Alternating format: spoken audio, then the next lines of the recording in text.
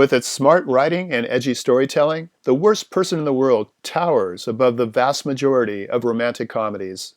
It's also the third of the so-called Oslo Trilogy, written and directed by the Norwegian filmmaker Joachim Trier. Millennial angst and relationship challenges are their primary through lines, but each film is a standalone with completely different plots and characters. The Worst Person in the World spans roughly 4 tumultuous years in the life of a 20-something woman named Julie, phenomenally portrayed by Renate Reinsve. Literally, the day before Trier offered Reinsve the lead role, she considered giving up acting. Her performance went on to win Best Actress at the Cannes Film Festival. We're introduced to Julie with an enigmatic pre-title image of her standing alone on a balcony. It's broad daylight, she's wearing a black evening gown, party sounds in the background, and it's obvious something is on her mind. Though the context isn't revealed until much later, the scene foreshadows a pattern. Whenever Julie gets trapped in her head, whether sitting in silence at a dinner party, looking over Oslo from a hilltop, or lying in bed at night staring at the ceiling, woe betide the man in her life. A snappy prologue gives us the Cliff's Notes on Julie's recent past and establishes her fickle nature as she constantly changes her scholastic trajectory and plays musical chairs with various men.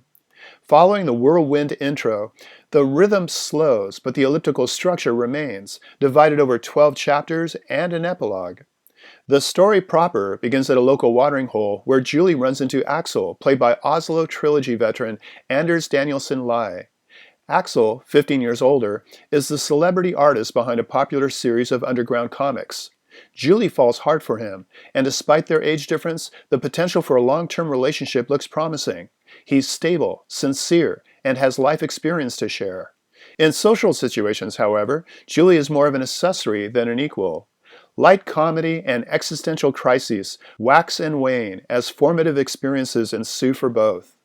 Among the more memorable chapters are Chapter 5, Bad Timing, when everything around Julie freezes Matrix-style as she loses herself within a rhapsodic fantasy, and Chapter 8, Julie's Narcissistic Circus, where unresolved father issues, ambivalence towards parenthood, and fear of aging prove to be the worst kind of baggage for a psilocybin-fueled magic carpet ride.